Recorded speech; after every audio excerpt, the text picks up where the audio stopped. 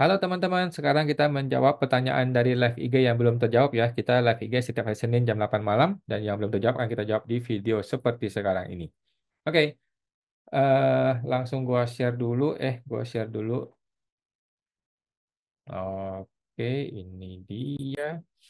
Ini adalah jawaban yang belum terjawab ya, pertanyaan yang belum terjawab ya. Dari Ibu Lisa. Malamku mau tanya lapor PPh 21 Januari di Kortex, jawabannya iya, Bu ya. PPh 21 masa Januari 2025 dan semua jenis pajak 2025 itu menggunakan Kortex. Oke, semoga terbantu Bu Lisa. Kemudian ada Ibu Mary Sue. PIC pelaksana untuk buat faktur pajak keluaran tapi karyawan tersebut tidak ada NPWP karena gaji di bawah PTKP. Makasih Ko. Oke. Jadi yang pertama adalah dia mesti bikin akun Cortex. Sepertinya begitu ya. Tidak ada solusi lain. Dia mesti bikin akun Cortex, tetapi dia tidak perlu bikin NPWP. Jadi tidak perlu bikin NPWP, tapi dia mesti bikin akun Cortex. Dengan dia membuat akun Cortex, maka dia tinggal pilih hanya registrasi gitu ya, sehingga dia terdaftar di Cortex, sehingga dia bisa bikin KO. Kalau dia bisa bikin KO, maka dia akan bisa menjadi PIC pelaksana. Coba seperti itu ya. Kalau emang itu gagal, waduh, terpaksa bikin NPWP deh si karyawan ini ya. Semua teman tuh Bu Mary. Ibu Mary Sue. Oke, mohon maaf ya yang belum dijawab ya. Bapak Gregorius Kusuma. Ibu Setialing, kalau direktur merangkap pemegang saham, apakah boleh digaji dan dapat dividen? Jawabannya boleh kalau itu adalah PT atau PTP ya. Sedangkan kalau CV nggak bisa. Kalau CV itu kan tidak ada pemegang saham, yang ada adalah komanditer. Kalau CV itu komanditer tidak digaji, tetapi dapat prefer. Sedangkan kalau PT, mau direktur, komisaris, pemegang saham, bukan pemegang saham, semua orang boleh digaji dan boleh dapat dividen jika dia pemegang saham. Oke, semua terbantu Pak Setia. Ibu Setialing. Bapak Bapak Gregorius Kusuma, mau tanya kenapa Bupot A1 karyawan Desember tetap ada kurang bayar? Apa karena pajak yang disetorkan di PT di Januari? Ya wajar Pak kurang bayar Pak. PPh Desember kurang bayar itu wajar karena kan dia sudah dipotong dari Januari sampai November, sedangkan yang Desember kan belum dipotong. Ya, jadi A1 akan muncul kurang bayar itu betul itu akan dibayar di masa Desember. Begitu ya. Nah, mengenai A1 ada tulisan KB atau LB itu udah nggak usah pusing. Itu memang begitu formatnya. Jadi nggak usah pusing ya. A1 ada KB atau LB itu memang sudah begitu formatnya, tetapi itu tidaklah menunjukkan munculnya KB atau LB di tahunannya si pribadi. Di tahunan si pribadi tetap SPT-nya nihil ya, gitu supaya paham ya. Nilai KB atau LB itu hanya menunjukkan nilai KB LB untuk masa Desember gitu ya, yang nanti akan diselesaikan oleh si perusahaan. Oke. Sama teman tuh. Nanti akan dibayar Januari ya. Bayar Januari maksimal tanggal 10 Januari. Tetapi kalau untuk PPh satu masa tahun 2025, pembayarannya tuh sudah ganti maksimal tanggal 15. Semua teman tuh Pak Gregorius. Gregorius Kusuma. Ibu Sian 13. Ibu Sian 1304. Saya tanya, saya kurang jelas untuk saya pinjamkan uang untuk beli mobil di luar negeri, dan mobil ada di luar negeri, dipakai anak saya. Dan uang saya itu hutang bank. Nanti tahun 2025 ini mau cicil setiap bulan. Gimana caranya? Oke, cara paling gampang adalah Ibu melaporkan di SPT pribadi Ibu ada hutang bank dan ada eh, mobil. Oke?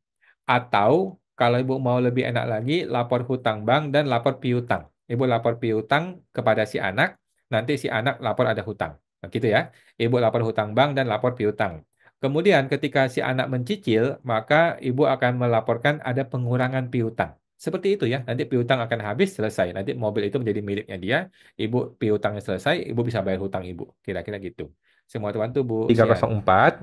Bapak Makasih Pak Gre, Gregorius sama-sama. Kusuma.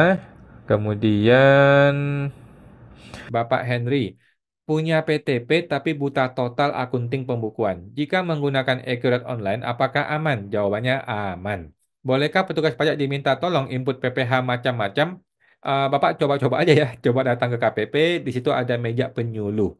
Di penyuluh adalah orang yang dibayar, digaji oleh negara pakai uang pajak kita untuk membantu kita, gitu ya. Jadi tergantung tergantung Bapak lagi hoki apa enggak. Kalau lagi hoki, si penyuluhnya lagi baik, dia bisa bantuin Anda. Tetapi kalau lagi nggak hoki, penyuluh lagi ribet, lagi pusing, ya mungkin Anda dicuekin, gitu ya. Datang lagi besok, gitu Pak. Dengan cara bawa laptop ke helpdesk. Jawabannya bisa ya, bisa-bisa saja tergantung seberapa baik orang helpdesk-nya, tetapi memang tugas pokok mereka adalah untuk membantu wajib pajak, gitu kan. Cuman kalau Bapak minta dia input satu hari ya pusing juga dia, gitu ya, kira-kira seperti itu. Cuma bantu Pak Henry. Ada Ibu Heni Wijayakusuma. Bapak Ibu Zichong. Halo Pak Awan, mau tanya kalau PT baru berdiri, pajak apa yang perlu dilaporkan?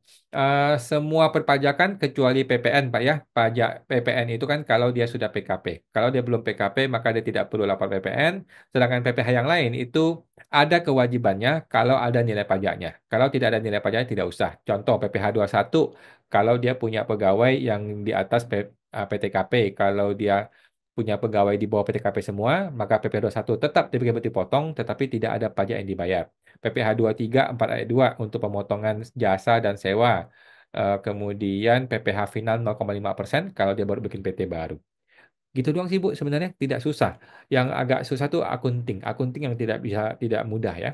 Teman-teman tuh Bu Si Chong. Bapak Si Chong. Kemudian Ibu Valian Shop. Malam Pak, saya lihat beberapa kali Pak Awan menyebut kata jangan cari konsultan abal-abal. Yang dimaksud abal-abal di sini konsultannya menjebak atau gimana Pak? Tips mencari konsultan yang benar bagaimana? Yang saya maksud abal-abal itu, iya betul ya. Dia sudah menjebak wajib pajak, dia dapat duit dari wajib pajak, tapi dia malah membela DJP gitu ya, malah membela lawannya kita. Kira-kira seperti itu konsultan pajak abal-abal ya. Tipsnya bagaimana? Tipsnya adalah ya, sulit juga ya. Sulit juga tipsnya. Tipsnya ya cari IWPI, Pak. Nah, Ibu, cari IWPI. Nah, IWPI itu konsultannya benar-benar di situ. Oke. Coba bantu Pak, Wah, Ibu Valian Shop. Bercanda Bu Valian ya. Ibu Valian Shop ID. Bapak Bapak Henry, pidana kasus pajak itu apakah termasuk koruptor? Jawabannya bisa ya. Karena kalau koruptor berarti penjaranya disendirikan ya. Tidak campur dengan tindak pidana pencurian dan pembunuhan. Betul, betul ya. Eh, kayaknya Kayaknya pidana umum sih. Pidana umum, Pak, bukan koruptor ya, pidana umum. Jadi pidana pajak itu pidana umum, bukan pidana korupsi ya. Dan dia tidak digabung ke pencurian pembunuhan sih. Dia tetap aku juga kurang paham lah kalau dunia pembagi-bagian di penjara ya. Tapi setahu gua itu bukan delik korupsi ya. Dia tidak bisa masuk ke undang-undang korupsi. Dia masuknya ke pidana umum, pidana pajak ya. Semua teman tuh Pak Henry. Henry Wijayakusuma. Bapak Sanjon Bapak sama-sama. Sanjon. Kemudian Ibu Noni. PT PKP Jasa Hotel tahun 2024 lapor PPN, omset sebulan langsung diisi di bagian tidak terhutang PPN. Apakah sekarang wajib buat faktur tiap transaksi dan pakai kode 080? Hotel ya, PKP. Saya rasa nggak perlu sih. Saya rasa nggak perlu. Tapi kalau Ibu mau lebih pasti, coba email ke informasi@pajak.go.id kalau mau lebih pasti ya. Tapi saya rasa tidak perlu. Karena dia kategorinya memang bukan objek PPN ya. Beda kalau 080. 080 itu objek tetapi dibebaskan. Setahu gue begitu. Tapi supaya lebih rinci, Ibu tanya ke informasi@pajak.go.id. Thank you, Bu Noni. Bapak Noni Kuef. Bapak Pak Bape Bape. PT yang baru berdiri perlu lapor pajak apa aja ya. Jadi semua jenis pajak kecuali PPN dia tidak perlu karena belum PKP. Tadi sudah saya jelaskan ya. Sama teman tuh Pak Bape. Bape 88. Kemudian Ibu Ernis, kalau PPh 23 tanggal transaksi dan tanggal lapornya beda, apakah boleh? Jawabannya boleh-boleh aja sih, nggak masalah ya. Sama teman tuh Bu Ernis. Bapak Ernest HPS.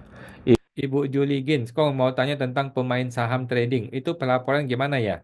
Gue sudah pernah bikin videonya, tinggal cari di YouTube ya. Intinya saham trading itu kita laporkan nilai perolehannya, yaitu nilai pembeliannya, yaitu average value buy. Ya, average buy itulah yang gue laporkan sebagai nilai saham gue. Gitu sih. Oke. Kalau mengenai keuntungannya itu tidak ada kolom untuk melaporkan, tetapi nilai penjualannya, nilai sell-nya itu bisa dilaporkan di PPh di lampiran 3 di SPT tahunan OP. Thank you Bu Juli. Ibu Julie Gins. Ibu Dias, dulu saya bekerja, tapi sudah 10 tahun tidak bekerja, jadi NPWP-nya tidak aktif. Sekarang hanya bantu suami kerja di rumah. Apakah harus lapor ya, Pak? Lapor pajaknya apa saja, Pak? Jawabannya tidak perlu lapor ya. Kalau Ibu NPWP-nya sudah NE atau non-efektif, itu tidak perlu lapor. Jadi cuekin saja. Semua terbantu, Bu Dias. Ibu Dias KM88. Bapak Hen. Malamku, daftar NPWP harus ke KPP kah? Enggak juga ya, daftar NPWP Ibu tinggal masuk ke menu Cortex djp.pajak.go.id, di situ tinggal klik daftar di sini, gitu ya. Tidak perlu ke KPP. KPP pun akan mengarahkan ke sana. Semuanya online. Semua terbantu Pak Hen. Bapak Hen. Ibu Revalian, 2019 orang tua saya membelikan motor 60 juta. Itu nantinya akan dilaporkan di SPT, kena masalah nggak Pak? Atau sudah kadaluarsa? Jawabannya sudah kadaluarsa ya. 2019 kena kadaluarsa, langsung aja tembak di 2024, tetapi tulis sebagai penghasilan yang tidak termasuk objek pajak lainnya ya. Dan tulis tahunnya 2019. Nanti ikut TA ya. Ingat ikut TA 2025 supaya lebih aman lagi. Semua terbantu Bu Revalian. Ibu Revalien. Apa nih? Nge-lag ya? Mohon Bapak maaf ya kemarin M. nge-lag. Brilian. Oke. Thank you Ibu sama-sama. Vedas Deka. Oke. Teman-teman, mohon maaf yang belum terjawab ya. Oke, teman-teman ya, sudah Dan semua. mohon maaf juga kalau suaranya agak Oke, itu teman-teman ya. Kita akan live Instagram setiap hari Senin jam 8 malam. Sampai jumpa lagi. Semoga terbantu.